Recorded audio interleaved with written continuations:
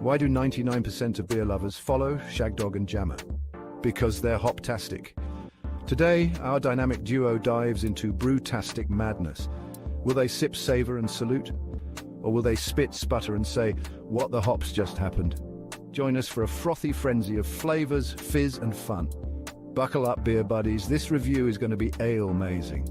Cheers to the unexpected. All right. Hey, Shagdog, Spitter Swallow Beer Review. Welcome, everybody. Welcome. Yes, let's get a little music playing while we're going to be reviewing this wonderful beer. Yeah, so this is a horse tongue.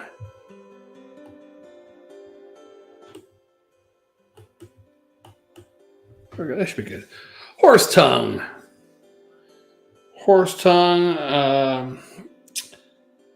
Slightly sour barrel-aged wheat beer. It's considered a wild ale beer on Beer Advocate. 87 score, 5.3% ABV. Anderson Valley Brewing. No notes on Beer Advocate at all. Nothing really on the beer either, I don't think. Oh, it does have something, but I can't read that.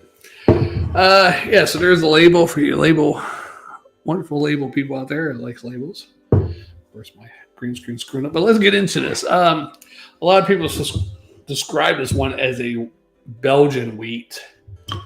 So I'm not really too fond of that, but then again, somebody else said it tastes just like a straight up sour. So I don't know. Let's get into it. Let's find out, right? And I'm only one half of the dynamic duo. Jammer is not here today, but he's going to be here tomorrow to do a couple at least. I hope I can get through this one. It's a 22-ounce bottle. I can smell the sourness from here. 22-ounce bottle. And I'm not big on Anderson Valley. Most of their beers, I'm not even a big fan of Anderson Valley. But, yeah. I was in North Carolina back in June, and I saw this at one place called the something Pear. I forget the name of the place. But, yeah, so I bought it. What can I do, right? Yeah, so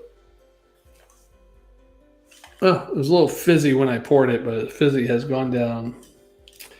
Definitely a cloudy, but kind of an orange golden amber maybe with that. The head is completely gone. This little fizz up there. I can't tell if there's sediment in there or not. Shit. But anyhow, yeah, let's give it a sniff. Definitely a sour, maybe a little wild sour, I'm not really picking up the wheat. Maybe a little hint of wheat. Yeah. It might be all right. Let's get this glass bottle over here. Get the horse tongue over there. Then again, the damn horse tongue is blocking my beautiful face. Yeah, so let's give it a try. I'm not a big... I've had some wild ales that tasted all right. But we'll see. All right, here's to you, brothers and sisters. And brother sisters. And uncle brothers. All the people, in the country. Whatever you identify as, yeah.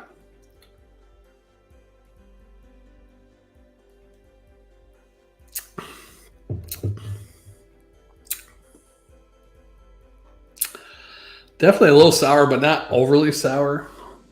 Probably medium on a sour level. It's not like a super pucker-upper.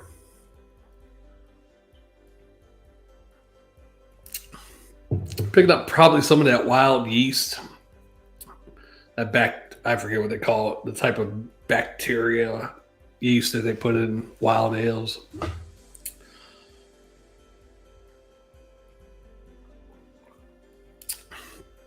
All I know is it gives it flavonoid.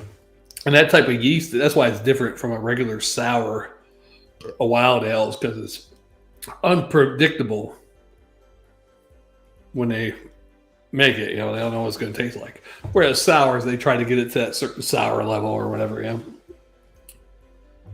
Yeah. So it's pretty wild.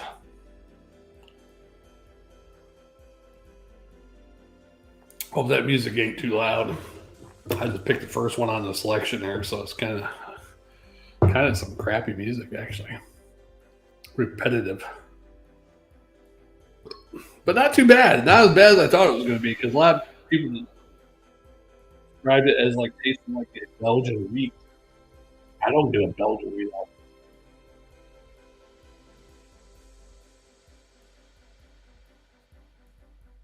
Well, there is a hint. Backtracking my words, there is a hint of that Belgian wheat taste, but luckily for me, that sourness is masking that Belgian wheat a little enough where it's somewhat enjoyable. Because I don't like Belgian wheats. The only type of wheat beers I like is some German wheat beers, Berliner Weiss, Hefeweizen, stuff like that. Blue Moon, don't even try me. I'm a Blue Moon fan. But actual Belgian wheat from Belgium. Out of most Belgian style beers, except for maybe a strong dark Belgium, probably the only style I like. Yeah. But this is pretty good. Sour, but not too sour.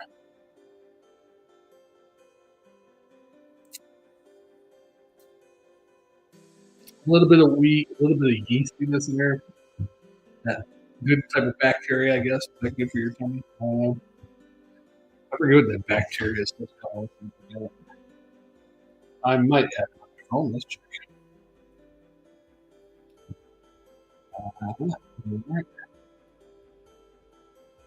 Yeah, Bretta moist whatever the hell it's called.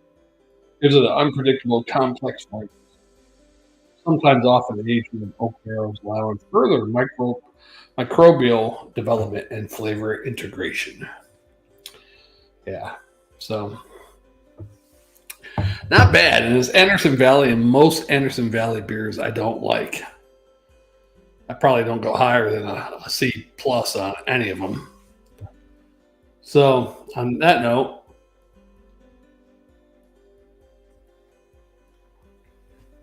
I should have had some horse music, huh? Since it's a horse wheat beer, horse tongue. Let's see if I can find a different. Let's see, night driving, feeding the ducks. Hey, let's feed the ducks. All right.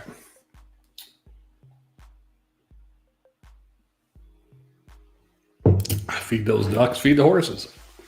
Yeah, I'm going to give this an actual B plus, but a swallow and a half on the spit or swallow scale of drinkability. It's pretty good, easy to drink.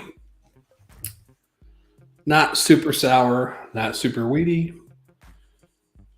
not super yeasty. It's pretty good level of all three of those.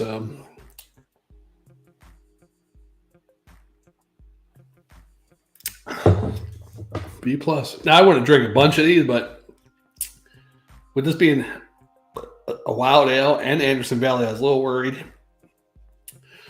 But this is probably the best Anderson Valley I've had, I think.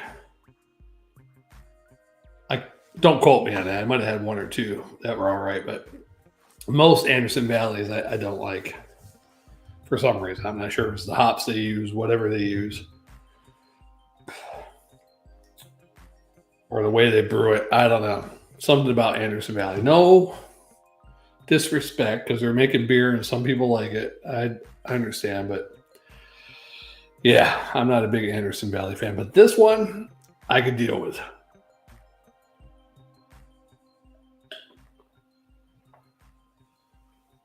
I thought this was going to be the worst beer of the day.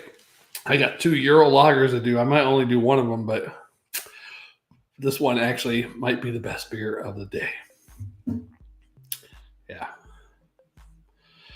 So, let's get this beer down because we always finish our beers on the Spit or Swallow beer review before we sign off, unless it's an emergency or it's that really bad of a beer. Which I've only done that maybe the whole time we've been doing beer reviews. What, 13 years? Going on 13 years? Maybe 3 times, 4 times where I didn't finish the beer, maybe.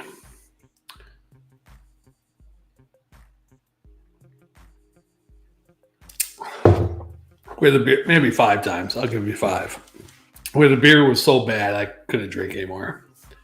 I'd say about 5 times. And with Jammer, maybe once or twice with Jammer. I might have done a few more, actually. I think Jammer's only done it once or twice. I probably did it either 5 or another 5, maybe. Less than 10, for sure.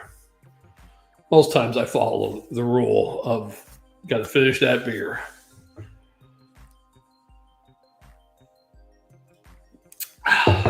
Wait. Oh, God, I still got half a beer left. I forgot it's a 22-ounce bottle of shit. What's this? Oh. All these other beer people on Instagram. They got nothing on Shagdog. I forgot all about. Now I'm getting a little worried because I forgot I didn't pour the whole beer. But it is a 22-ounce bottle, so maybe I should sign off. Then dump the rest. No, I won't dump the rest. It's an all right beer. I wouldn't recommend drinking more than one, though. It's nice. I mean, if you kind of like sours, but they're too sours, then a wild ale might be a little bit better for you. But it does leave a little tummy, is that bacteria stuff? Oh. Well, that one, at least that time I gave it a heavy pour and got a nice head. Before I didn't get a head on it, so I probably should have given it a swirl too. It's probably got some sediment down at the bottom. Oh, rugby. I don't know why I say rugby anymore, but man, I got in the habit. So doing it the first 5 or first 6 years doing beer reviews, Jammer's like, hey, there's this guy named Rugby 721, and he wants us to burp. If you say burp, you just got to say his name. And I'm like, what the hell? So I just started doing it, and I got in the habit of doing it. Even when I was out drinking at parties or at the bar or whatever, I'd burp and say, Rugby. And people were like, what? Yeah, so, and I still do it. Yeah. Is that all of it? Let's try to get it down. So basically, I got almost 2 glasses out of this. Full glasses. Oh. Yep. Man, I don't know if I'll be drinking another beer after this. Wow. But I got 2 Euro lagers. They're probably both crappy Euro lagers. They're both foreign Euro lagers. One's from the Caribbean and one's from Europe. Yeah. So we'll see.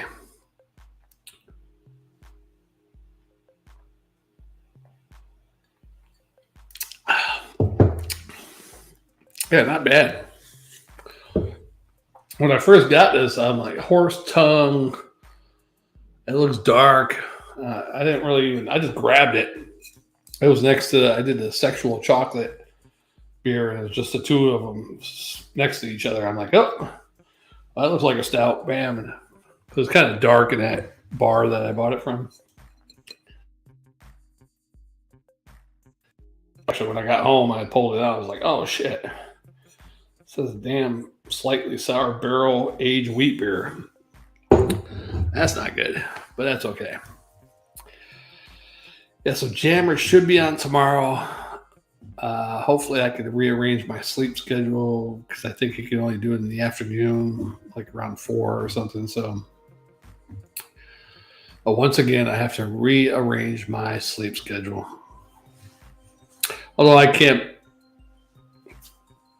give Jammer any non-props because there's some times where he woke up early enough to do a beer review when he used to work like 4 p.m. to 4 a.m. shift and had to go do a few things during the day and get to bed late. And yeah, so yeah. it's hard to do that with these, like either with a swing 12-hour shift where you work 2 days, 2 off every other weekend, or if you're on an overnight shift, it's hard, to schedule with somebody else to, hey, let's do beer reviews, and you're on opposite schedule. You got to coincide your days off. Okay, well, I'm off these 2 days every week. I work 10 to 7, 10 p.m. to 7 a.m. Oh, okay. Now it's going to be even harder, I think, with Jammer because he's got a different schedule now. So I don't know. We'll see.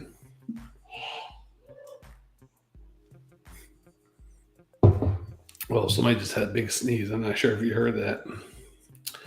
Yeah, so I need to hurry up getting this one down because I'm at 15 minutes already. And we're going over budget. Yeah, production. I mean, spare no expense usually, but yeah, we got a budget limit for this production. So let's see what P. Diddy wants.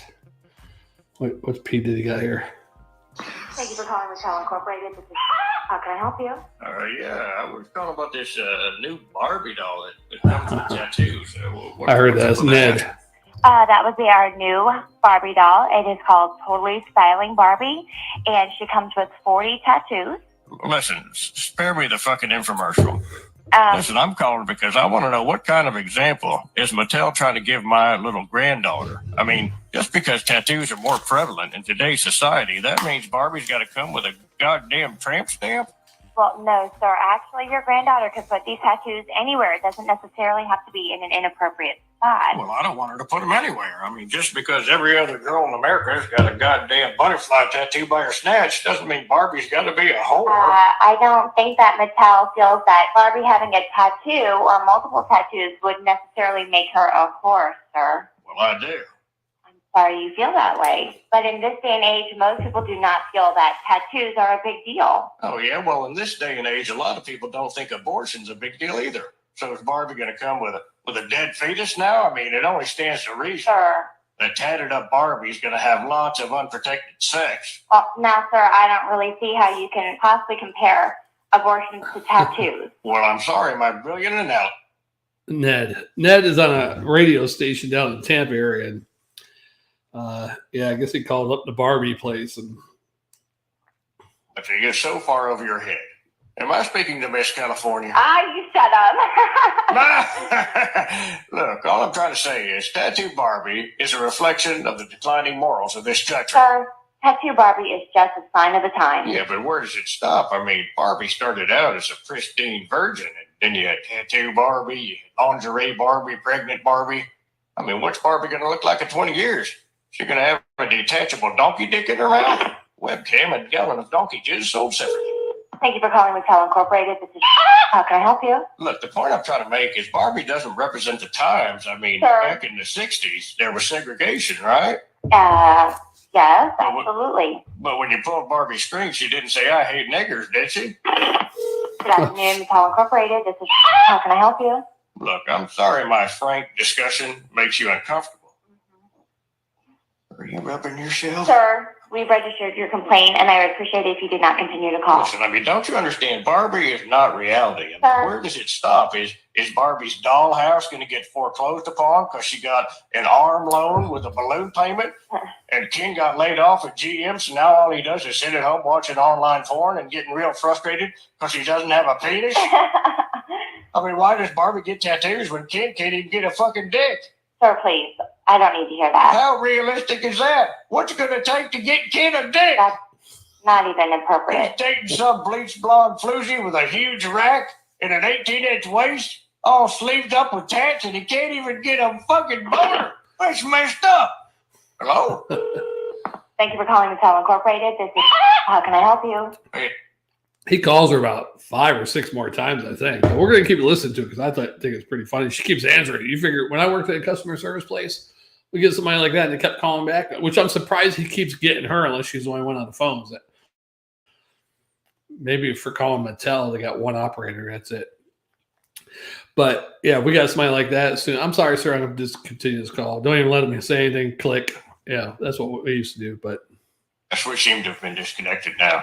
Now listen, What's your name, sir? my name's Ned. Ned, stop calling. Look, I'm just trying to do a public service for our daughters and granddaughters. Have you ever seen a 60-year-old woman covered in tattoos? Sir, what's your point? It looks like Pablo Picasso ate a bag full of jelly beans and took a shit on her. Is that what you want your daughter to look like? No, actually. Some tatted up old whore with abortion scars and a stretched out pair of labia that makes it look like she's giving birth to Dumbo the elephant? Holy cow. Thank you for calling Mattel Incorporated. This is how can I help you? Yeah, I put some of Barbie's tattoos on my Rihanna doll. And my Chris Brown doll called her a whore and beat the fuck out of her. That is freaking wrong. Thank you for calling Mattel Incorporated. This is how can I help you? Yeah, since Mattel wants to corrupt my granddaughter, I got some great ideas for some age-inappropriate Ned, art. stop calling. Here's a good one. Totally amazing alcohol Barbie. Sir, Watch Barbie drink 12 margaritas, then fuck the entire Duke lacrosse team. thank you for calling Mattel Incorporated. This is how can I help you? This is a good one. Ned, stop calling. Totally rad runaway Barbie. Please. Barbie leaves home Stop to express her calling. freedom and individuality, but winds up at the Flying J blowing truckers for cheese fries. Meth pipe and knee pad not included.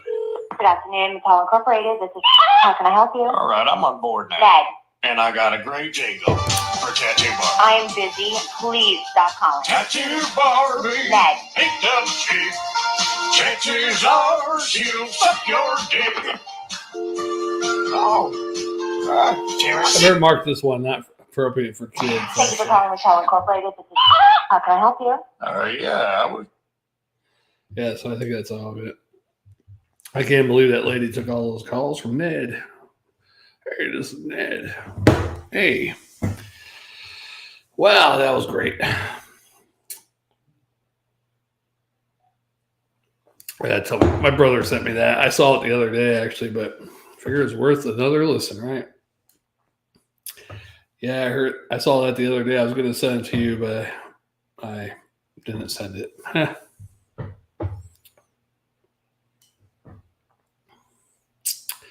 All right. Well, anybody see the? I don't know if it's the Olympic Games.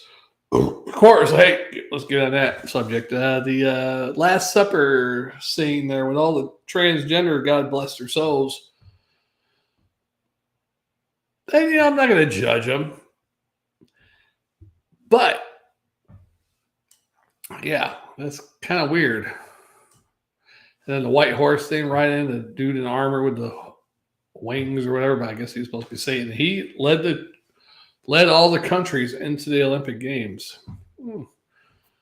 Pretty satanic stuff, if you ask me. That's what I think. That's all I'm going to say about that right now.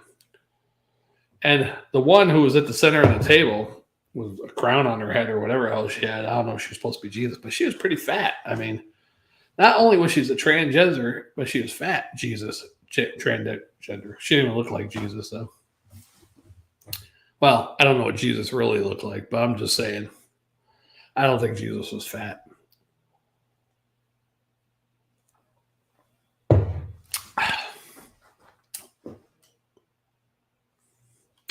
Yeah. So anyhow, that was kind of weird stuff. I don't watch the Olympics anymore. I used to watch it a lot more when I was younger. Got into it a little bit, especially the Summer Olympics, 1984. What a great Summer Olympics that was. McDonald's was giving out free food like crazy. If you get the little thing, like you get off the drinks or the back of the fries, that type of stuff. Or maybe it's a card that you had to scratch off. I can't remember what it was, but if the U.S. got a gold, you get a small drink, or a bronze, If you got a silver, you got this. If you got a gold medal, you got a free Big Mac or something. And it was left and right. In each competition had like different competitions. And the U.S. was getting gold in almost everything that year, because I'm not sure if I think China might have been in 84 Olympics, but Russia and all the Eastern Bloc, the Iron Curtain countries, East Germany, Poland. Of course, I'm sure a lot of those, especially those countries, are like, anyhow, Russia had control over those countries, which a lot of dummies don't realize now. They want communism pretty much. Those countries didn't even have their own free will. That's what the whole world's going to be like eventually.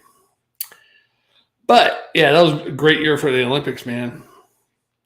Granted, we didn't have the Russians or the East Germans. At that time, kids, there was a East Germany and a West Germany. And then Berlin was in East Germany, but that was separated too. West Berlin was the West, East Berlin was the East. Okay, there you go. There's your history. But that was a great year. Carl Lewis, Mary Lou Retton, was that 84? I believe that was 84, right? Great Summer Olympics, man. I think that was the first dream team, I believe, too, 84, right? Let's check. Or maybe not. I can't remember. When was the first dream team in the Olympics? 1992. Okay, so it wasn't a dream team, but the 84 had the college players because it still had to be amateur. And you had, who was on the 1984 basketball Olympic team? Watch this, kids. I mean, all these guys, future Hall of Famers, just about all of them. Damn, I can't even believe Tisdale was leading rebounder. But here we go. Roster. Steve Alford. Never heard of him. No. Patrick Ewing. Vern Fleming. He went to Georgia University. I don't know who he is. Michael Jordan. So there's two big players, right? Chris Mullin. Sam Perkins, who was pretty good in college.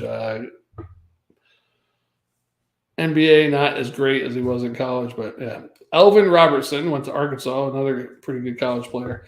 Wayman Tisdale, who I believed either played on the Pacers later on or maybe the Seattle Supersonics. I can't remember.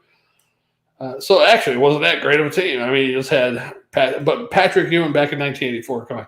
Patrick Ewing, Michael Jordan, Chris Mullin, Sam Perkins, And I'm sure those other guys were all good too. But, I mean, Wayman Tisdale, 6'9". What happened to Wayman Tisdale,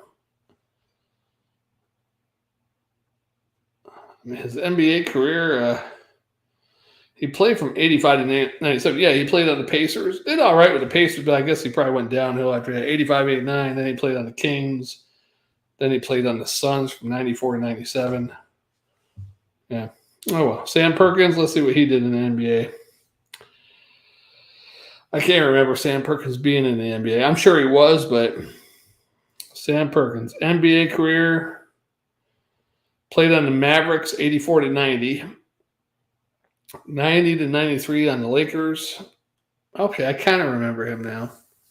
Lakers, yeah. He was all right. Wasn't a super duper star or anything, but then he was on the Seattle Supersonics, or now the Oklahoma Thunder, in case you kids didn't know that. And then on the Pacers for his last 2 years, 3 years. Yeah, so that wasn't really that great of a team as I thought, but Michael Jordan and Patrick Ewing be on there. That was a pretty good team back then. You would think, holy crap, Patrick Ewing and Michael Jordan. You'd have two superstars like that from college on an all-star team, or pretty much for the Olympics. You're like, wow. And Michael Jordan, man, even before he got to the NBA, I mean, you could just watch that kid play, and you're like, wow, this guy's pretty damn good. And you wouldn't think he would be a shooter, though, because most time in the NBA or college, you see him, he's dunking it. But he did shoot, too. He did hit them. But, I mean, just the way that he was dunking it, you're like, man, Michael Jordan. But anyhow, that's why I was getting on that point. I guess the U.S. had a, what do you call that, type of game where it doesn't mean anything.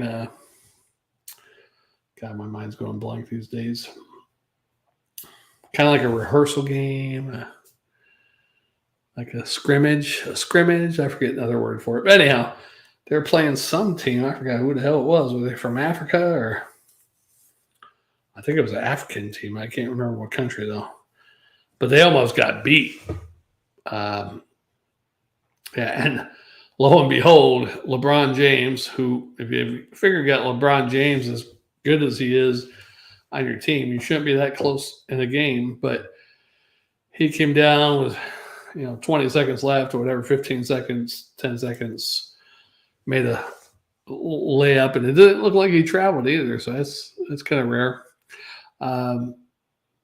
So put him back ahead by 1 point, and then time ran out. The other team took it back down, almost made it, but they did 2 or 3 shots, didn't make it, and then they lost. But that would have been a really big upset. Big time. I don't know who the hell's on this U.S. Olympic team, but they suck balls. U.S. Olympic team. U.S. Olympic basketball team. I better chug this down now. We're getting in the waning minutes here. God. Who's on the U.S. basketball team? Let's check.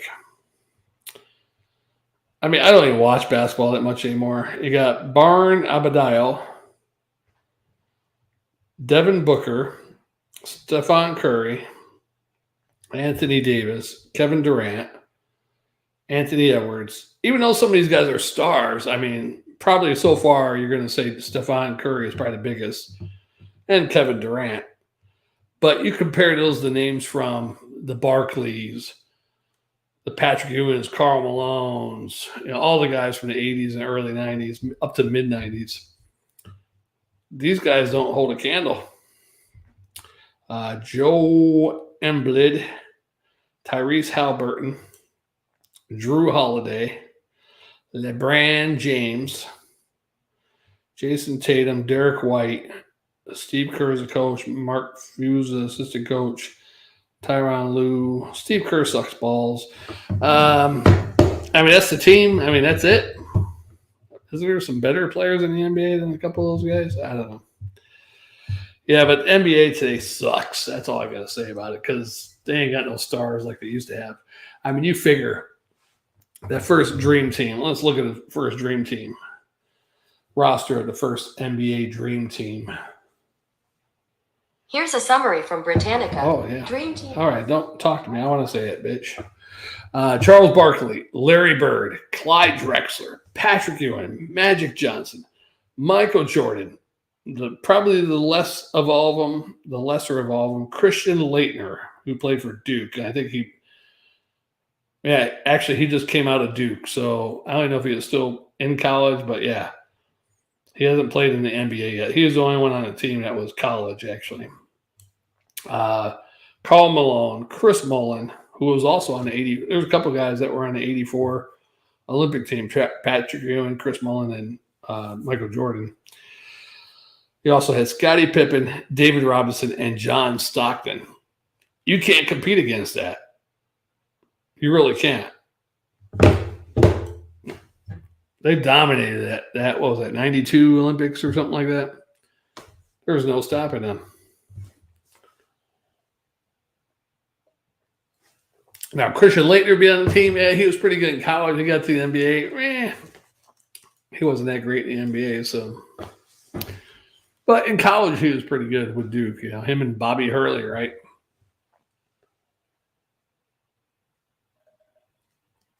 I wouldn't recommend drinking a 22-ounce bottle. Split it with a friend.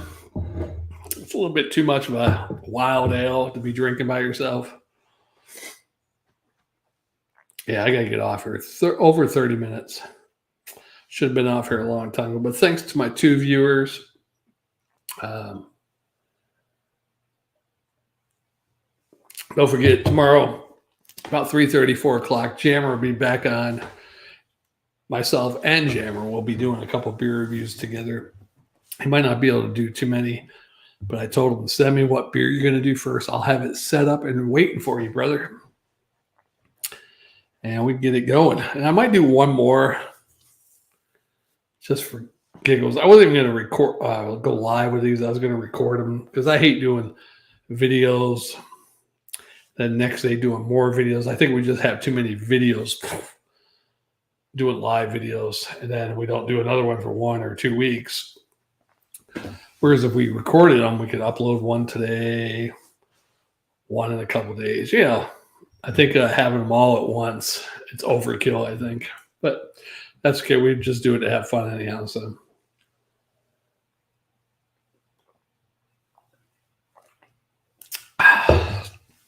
Delish. Yeah, that's it, right? Make sure I poured all of it. I sure did. And I got a little drip left in there. Got to get that drip. All right, that's it for this one. Shagdog Spitter Swallow Beer Review. Be back on in about 10 minutes with the next one. I think it's a Euro lager. And the actual, I might do the European one. I got a Caribbean one also, but I might do the European one. Or maybe I'll save that for tomorrow with Jammer. I might do the Caribbean one for all my Caribbean friends. And we'll see you on the next one. Spitter Swallow Beer Review. Don't forget to subscribe, comment, like. Leave us a comment. Like, that really helps the algorithm out a lot. Well, from what they say. And anything else? Yeah, that's about it. God, I feel like you know who right now. You know the thing. Oh, beer, alcohol. Ooh, arthritis in the knees, right? Yeah. All right, we'll see you on the next one. Shagdog Spitter Swallow Beer Review.